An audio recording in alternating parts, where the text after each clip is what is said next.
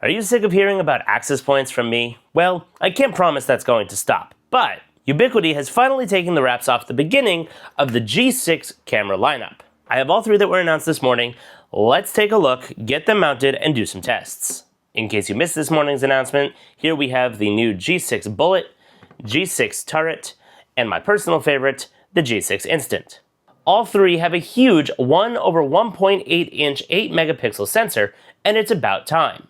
As you probably know, as much as I love access points and getting much faster Wi-Fi, there's only so much faster you can go these days. Cameras, on the other hand, still have a lot further to go in terms of sensors, the quality of the glass that's on front, features, and more. The whole G6 lineup is capable of an excellent 4K resolution, and yes, that even includes the G6 Instant. They also have enough processing power to handle multi-TOPS AI processing. This powers the functionality of the cameras to be able to do Face ID and license plate recognition. TOPS, for those who are unfamiliar with the term, refers to the trillions of operations per second that take place of calculations on the camera. This is a very important factor and a way to measure the amount of processing power that a camera's AI chip is able to deliver. Let's take a look at each of the three cameras. First off, we have the new G6 Turret, which has this funky Cyclops thing going on, but I like it. As mentioned, it has a 4K 8-megapixel sensor, a 109.9 degree viewing angle, a light sensor, and a whopping 98-foot IR night vision.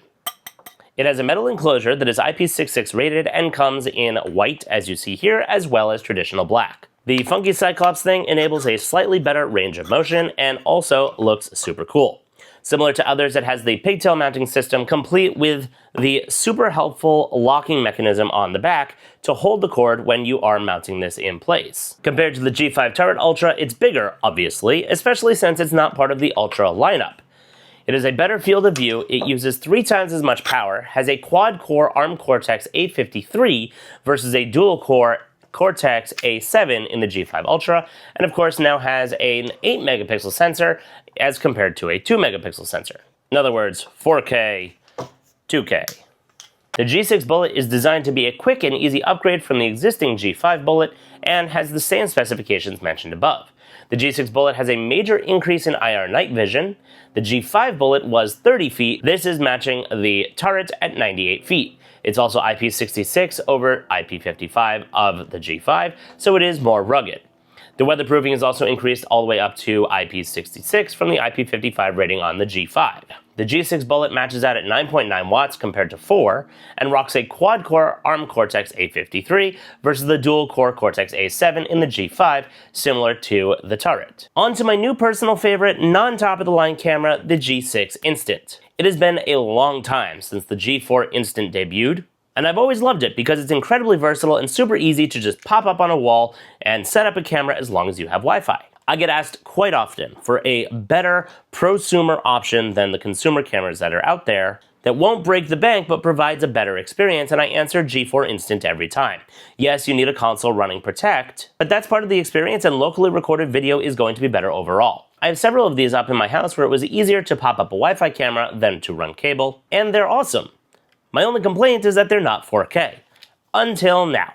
The new G6 Instant camera has the same 4K sensor that's in the rest of the G6 lineup and is capable of 4K footage over Wi-Fi. It's gained a little weight and is now a bit chunkier than its G4 younger sibling, but it's not that big of a deal when you consider how much camera is crammed into this palm-sized, slightly larger than an action cam camera. Just like its bigger siblings, it is the same 109.9 degree viewing angle, 4K 8-megapixel sensor as I mentioned, a light sensor, and 20-foot night vision as opposed to 98 feet. It maintains its weatherproof IPX5 rating when it is covered outdoors. It auto-links with Wi-Fi Wi-Fi, and of course, like its predecessor, it can do two-way audio via the onboard speaker. Also, for the first time coming to this lineup, there is a micro SD card slot in the bottom for edge recording in case there's a blip in the Wi-Fi, which actually is important in this use case because I have had instances where the G4 will drop out and things are not recorded. Now, if I have something where I absolutely, well, I can't run a cable, but I absolutely want to be able to record every second and not risk it dropping out, pop a micro SD card in here and I'll be able to retain that footage if need be.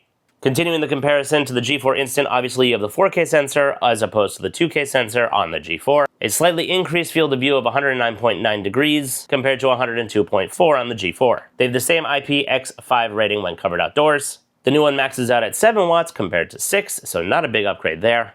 And like the others, upgrades from a dual-core Cortex-A7 to a quad-core Cortex-A53, just like the rest of the lineup. The mounting system on the back is exactly the same as far as I can tell to the G4 lineup, and I really wish they had updated it. This is quite versatile when you're mounting it straight on a wall and you want to point it around and adjust it from there, but if you are putting it on a wall and want to get more of an angle to the side without having to put it on the wall next to it, you are going to need something like a 3D printed 45-degree angle adapter.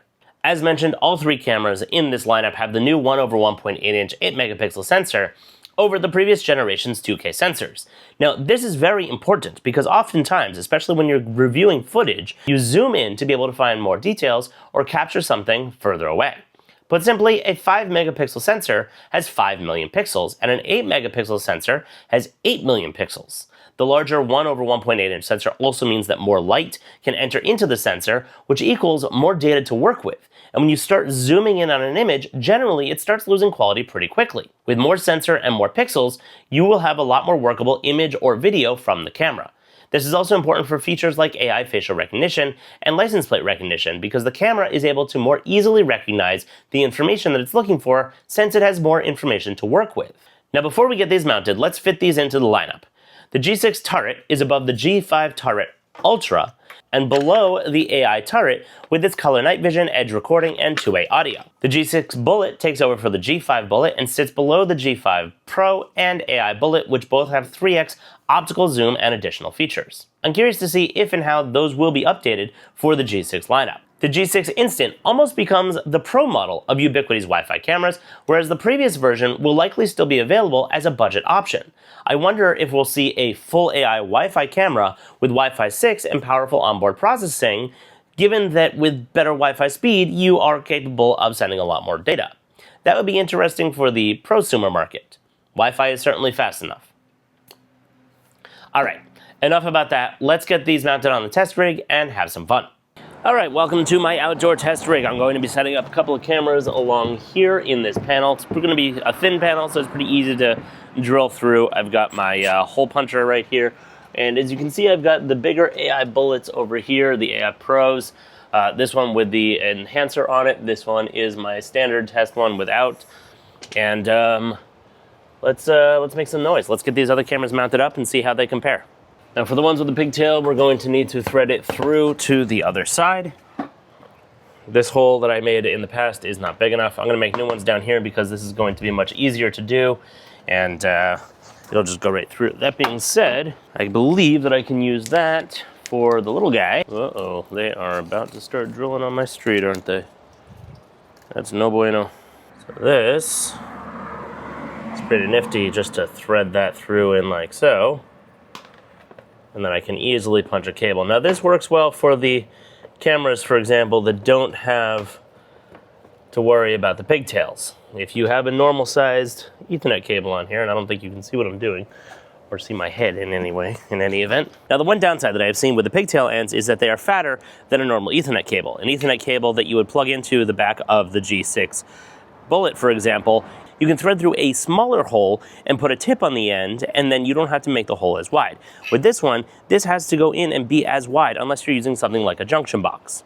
In this case, I'm not. I probably should be. Maybe that'll be a good idea for covering all of these ugly holes over here behind me, but hey, it's a test rig, so that's what it's meant to be, is ridiculous. Now for the purpose of the test with the Instant, I'm going to be comparing it to the G4 Instant and mounting one up outside here, and we'll be able to test how good the range is from the AP, which is one room over, as well as how the image quality looks. So I'm gonna put these up right next to each other. We'll see how that looks. In the meantime though, this is going to, looks like, screw in perfectly right about here. Let's try not to drop any screws here. Make sure you switch to the smaller bit when dealing with these little Ubiquiti screws also. Now, as I mentioned earlier in the video, the G6 Instant has for the first time an SD card slot for edge recording, and I've got a 64 gig WD Western Digital purple SD card that I'm going to pop into the bottom, which is a little difficult to do unless you have tiny hands. Make sure you don't drop the card, which I just almost did. All right, there you go. One little concern that I have is that when you close the door here, Yes, the cable's going to be going in here, but it is technically not sealed, and so therefore you may run into an issue in the long term if you have some water that does manage to get up in there. Now again, they do say that it should be covered, which this is, so it's probably not going to be a problem, but theoretically if you're in an area where it tends to rain, you know, upwards, or you have sprinklers that shoot upwards at a camera like this, you may want to take that into consideration as far as the electronic internals go here. That being said, let's get this up. Cable pops right into the bottom like so. Run it out the back.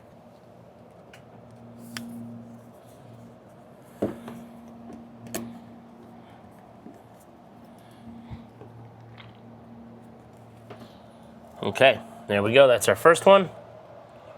Now I think I might need to drill another hole for the second one. I don't know if I want to do it here or I guess here.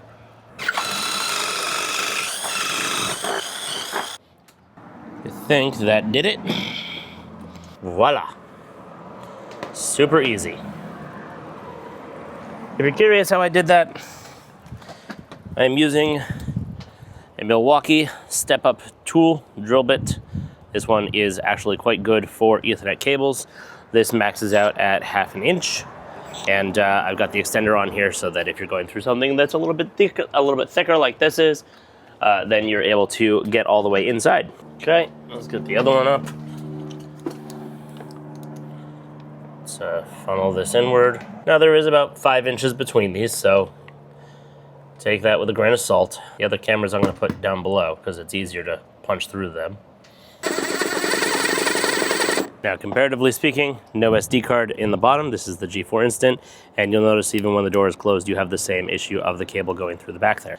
I always use a little security key to get the little grommet off there on the back. And then place this on in whichever orientation you want. Just kidding, it has to go in the right direction. And then you can use a screwdriver or even the little security key to screw this into place. And just like the G6. All right, now we're 2 for 2. We got those up. Now on to the harder ones. Let's see, where do we think we should put the dome? Higher, go as high as I can go maybe. Give a little bit more room so that I have some room to breathe there.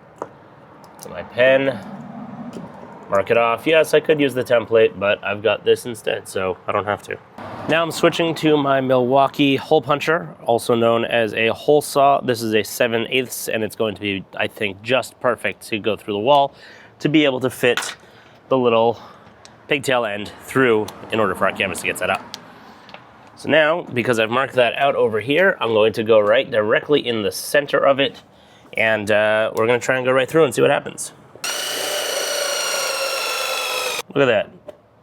Easy peasy. Now the reason that was so easy is because 1, hole punch saws are very awesome, but 2 is because this wall is quite thin. That is a very thin bit of sheetrock that is meant more as a cover and not really as a wall, but it's excellent as a test stand. But now the moment of truth. Does it fit the pigtail? Let's see how good my estimation was. Perfect. Amazing. All right, so let's get the switch back to my screwdriver bit. Whoops. And let's get the rest of the mount here set up. It's got 4 decently sized screws. No, I'm not using the anchors. Those would be literally overkill right now.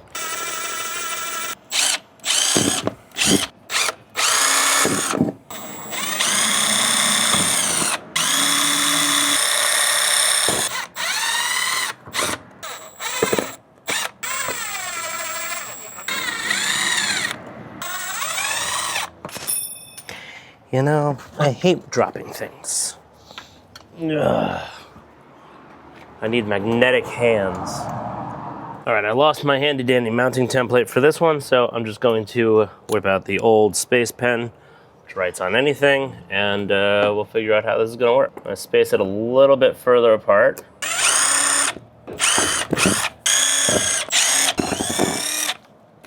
All right, now that we've got those up, I'm gonna take a quick break for lunch and then come out with the cable, crimper, terminator, etc., and finish this up. All right, lunch is done. Now I've got my Boxo cable here, so I'm gonna terminate a couple of cables so that I can get these up and running. I've got, obviously, like I've been talking about this whole video, G6 turret, and I'm going to put up the G6 bullet, and then I also decided I would throw up the G5 turret for funsies so that we could get some good comparison video. So I gotta drill those holes now and get that set up.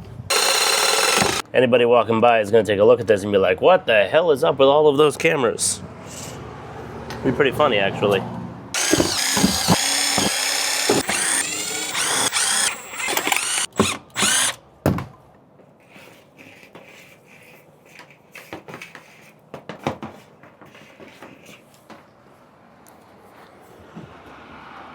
Alrighty.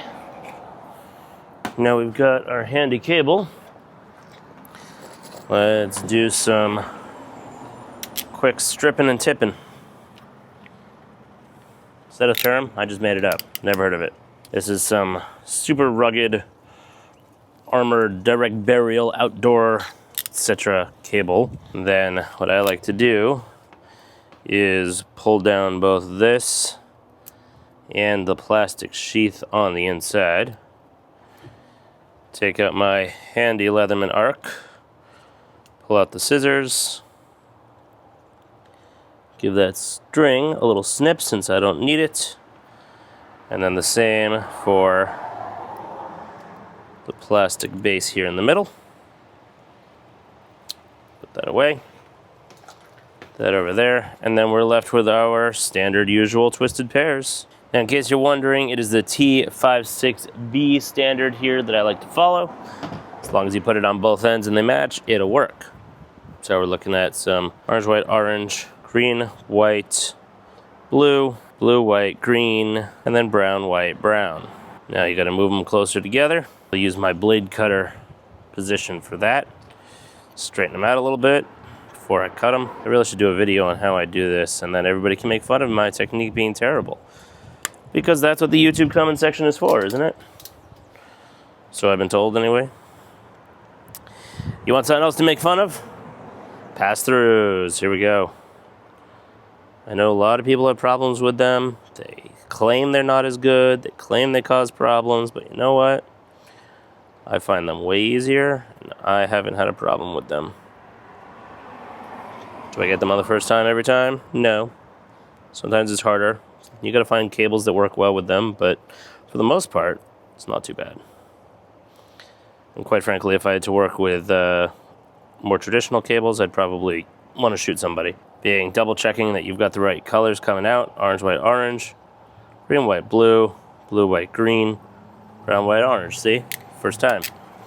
And then I just kind of bend them together a little bit so that they will go into the hole. To crimp it down, push it in, pull down the lever, grab your trash so that it doesn't go into the wilderness here.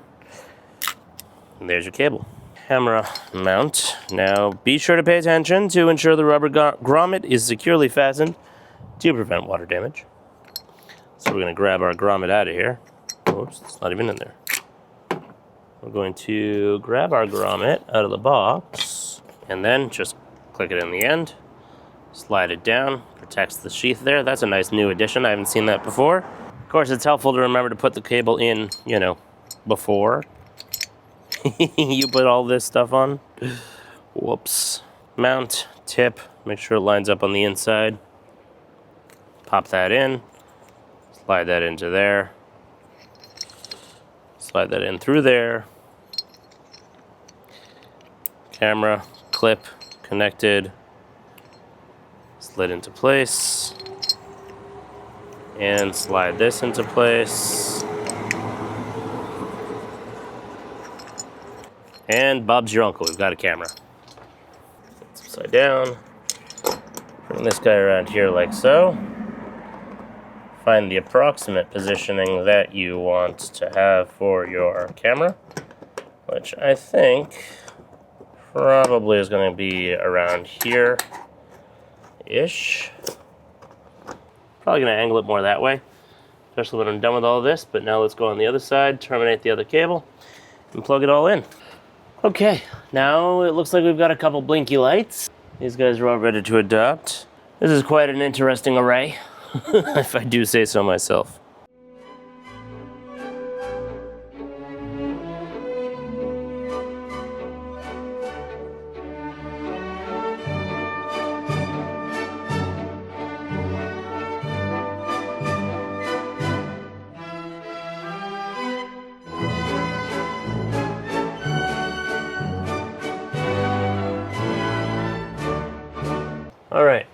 I think these are all mounted nicely.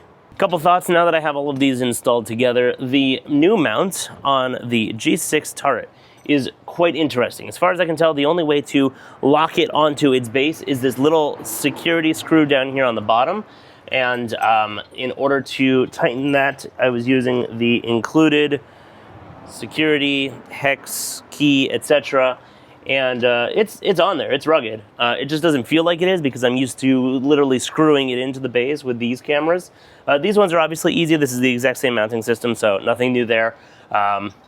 I will say that I really don't like the mounting system on the Bullet anymore because I forgot how finicky it is when you're trying to change the position of it. If you lock it locks in like almost right away. You don't have the ability to adjust the torque to make it like your more granular adjustments as opposed to just loosening it and the whole thing falls off, which is what feels like is going to happen. So I definitely like this new style. It feels like it's a little finicky, but it's definitely not. You've got the Ubiquiti logo on the side there, just like you do on this one. And overall, it just seems like more of a boss camera than some of the other turret ones, is I guess what I'm trying to say. So let's go on the computer and compare these. I'm actually going to move my car so that you can get a better range of motion and see, further down the street and the other cars and get a better read on license plate recognition so that we can test that out on these and on 1, 2, 3, see how these work. So these are the G6, this is G5, G4, and this is the AI Pro. So we're going to go and take a look and see how we did. Now that I got these all up and updated and running and positioned and I got a cup of coffee, the first thing that I want to do is jump on here and, well, first of all, I'm going to organize them so that they're lined up properly. Then I'm going to go G5 Turret Ultra, make sure that our recording settings are the way that we want them, create motion events, frames per second I like to max out, video compression I like to max out, recording I like to have enhanced. This is the G5 Turret Ultra, so it's maxing out at 2K, and I have both the time and the camera name on there. So let's apply changes to that one, and then do the same over to the G6 Bullet. And again, always recording, as well as switch this to maximum and the encoding to enhanced. And yes, record it at 4K, switch camera name and time. Retention, I'll leave it at auto because that's fine. I have a ton of drives in this thing and I have plenty of space. Same thing here, going through, enhanced, 4K, 30, 16, etc. That one I must have done already. G6 turret, always recording, create motion events, which I think I forgot to do before. Frames per second, 30, 16, enhanced, confirm, time, camera, no logo. And I think that pretty much does it. Did I have create motion events for each of these? G6, create motion events, apply changes, G5 turret, create motion events, and G4 instant, create motion events. And of course, this is all done because this is an older camera. All right, I'm gonna go drive around with my car and we'll see what kind of detections we get out here. If we can pull up my license plate, etc. All right, I've had these up for about a day or so, and my car is back where it belongs, but let's jump back in time here and see how the license plate recognition worked on each of these. Right now, we're looking at the G6 turret. Let's jump back to yesterday and find the time where I drove away. I suppose the best way to test this would be to search for my vehicle. All right, here's my car pulling up. You'll see it show up in a second. All right, here I come. White minivan, popping up. System got a very good read on the plate and was able to accurately grab what my license plate was. Now, granted, this is broad daylight and it was heads on. Obviously, your mileage may vary, and there's a lot of factors that go into having a really good license plate reader, but the G6 Bullet did accurately read the license plate. Here's another angle of that same shot with the G6 Instant this time.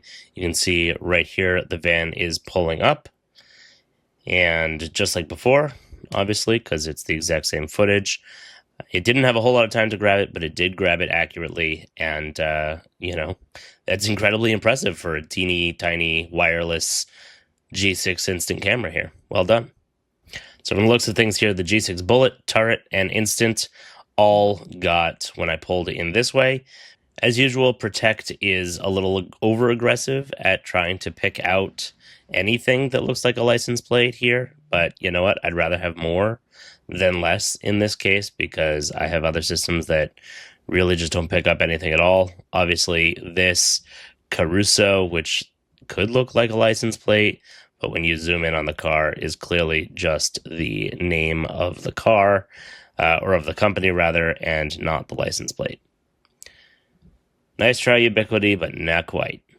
This is the third angle. It was categorized in a different area from the G6 recognizing the plate, but it also picked it up, no problem. So all three cameras had no problem in broad daylight picking up a car driving by rather quickly. I was doing about 25 miles an hour coming up here, and then obviously hitting the brakes, slowing down a little bit, and all three did an excellent job. So, Also forgot to check out the facial recognition, so let's go in here and choose only the G6 cameras and take a look what we see here. We've got some neighbors and folks around the area. Let's see my goofy face on these cameras. These are me. That's when I first turned it on and started testing it. This is when I'm getting it set up, obviously, and it shows you the percentage of likelihood that it is in fact me. And let's just take a look here. This is the G6 instant, and that's me coming back after doing some testing, some driving. And this is behind the scenes of me filming the video.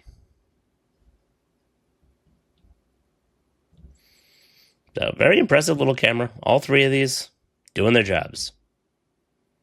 Now let's take a quick break, and then when it's dark out later on this evening, I'm going to do some more testing and see what the cameras look and sound like in the dark.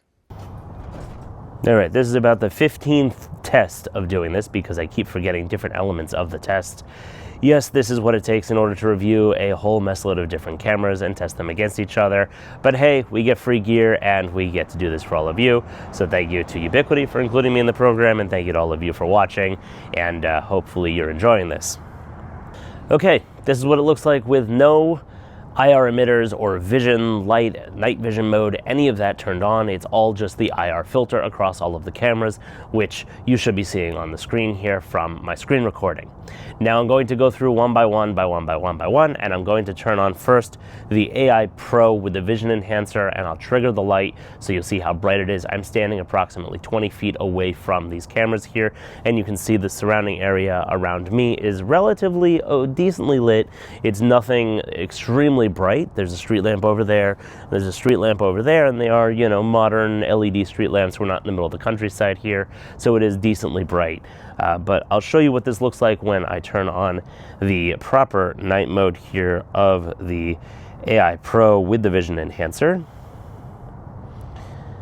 And color night vision, there we go. All right, let's trigger that by moving around. Boom, there it is. All right, so this is what it looks like with the vision enhancer and the IR LEDs. Moving around out here, talking to you at a relatively normal volume. Granted, a little bit loud for being out at night, but if I were talking to somebody several feet away from me, this is how loud I would be talking. So this is a test, just to continue now with the IRs only of the Vision Pro, of the vision enhancer on the AI Pro. At night here. Now let's switch off of both of those, so no more color night vision, and also no more IR LEDs. And let's go down the stack and see if I can keep all of these straight, because I've got a couple of these to go through. Let's go back to the beginning, or back to much earlier in time for the G4 instant over here, and let's turn on the LEDs for that one first, and we'll see what that looks like. Now this takes for a second to come on here, but I should, yep, there's the LEDs lit up. So I can see from here, the IR LEDs are a little red glowing in the dark over there, and you can see in the same position, haven't moved. And this is what it sounds like. I'll switch the audio for each of these as I go through, so you can tell the difference comparing them all as we progress. Now I'm going to turn off the night mode on this guy, or rather switch it to IR filter only so that it doesn't affect the other cameras. And we're going to go to the new G6 instant, which honestly I'm super impressed with this little camera and what it has been capable of doing in my tests here. Now let's switch that on. Here is the IR lights on, and you can see what a difference that makes going from just the filter to having the IR emitters on there. Bright light of the vision, color, night vision, whatever they call it, but it is really, really good for IR in the dark. All right, let's turn that off and go up a notch. Night vision, back to filter only. And let's go to the next, I guess, oldest in the stack here would be the G5 Turret Ultra. So we're going to do camera settings and G5 Turret Ultra, turn those on, and now I see the red LEDs there. So again, this is a test of the night vision on these cameras. I'm the same distance away, haven't moved, and this is what it looks like, and this is what it sounds like. Moving along, because I'm freezing my butt off out here, I am going to turn the IR emitters off on that and go to the G6 turret. So at least we're going turret to turret. And gonna go into camera settings, night vision, and turn on the IR LEDs on that. There we go. Nice and bright there. Actually seems brighter than on the other cameras. So probably a stronger IR filter, or rather IR emitter on those. Looks like I'm about to get company in my test here. So that's what this looks like, and I'll pause so that they can pass by. All right, switching this to IR filter only, let's jump over to the G6 Bullet. Take a look at that. Camera settings, night vision, turn on the IR LED, and there we go. Now you can see this is the G6 Bullet. This is what it sounds like. This is what it looks like with only the IR filters on for the G6 Bullet, and I am the same distance away and have not moved. And now, for shits and giggles, if you've ever wondered what it looks like when you have 1, 2, 3, 4, 5, 6, 7 cameras. No, 1, 2, 3, 4, 5, 6 cameras all at the same time with their IR emitters on. This is how bright it's about to get. Okay, now like 6 invisible beacons in the darkness, this is what it looks like when you turn on all of the IR emitters. So if you've ever wondered what would happen if you were to get an IR extender or a additional IR emitting device that is not tied to the camera and you wanted to really flood the area with IR light, the cameras will be able to pick it up, and it does actually create a much sharper image. I have another area where I'm testing a camera, and I have an old camera on there that had a really powerful IR emitter, and they're right next to each other, and it actually has the scene very, very well lit because of the fact that it has a double, very powerful IR emitter on there. Array, technically, I guess you could call it. And then once again, turning back on the color night vision of the vision enhancer, or the enhancer, I guess they're just calling it now, of the AI Pro. Just trigger that light over there. Come on, wake up. It hasn't seen me yet. There we go. Once again, just triggering that light on the enhancer there. That sucker's bright. So this has been a test at nighttime. I hope you enjoyed. Now back to the video. The G6 Bullet and Turret costs $199, and the Instant costs $179, and all are available today. Please leave your questions and comments down below. I do try to read and reply to as many of them as I can, and as always, thanks for watching. Quite versatile. Whoops.